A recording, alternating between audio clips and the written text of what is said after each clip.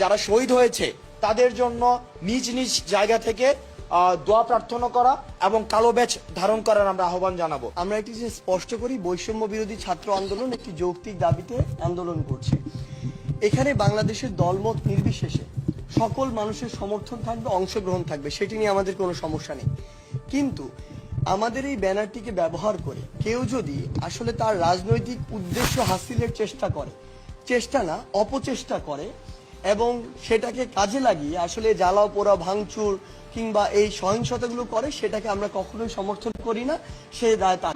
রক্ত আরো দেব, কিন্তু এবার তাকে ছাড়া যাবে না।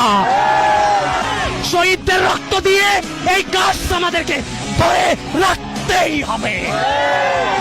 সুতরাং একটাই কথা মনে রাখবেন, আমরা প্রত্যেকে এখানে নেতা, প্রত্যেককেই নেতৃত্ব দিতে হবে। বাংলাদেশকে আমরাই চালাবো।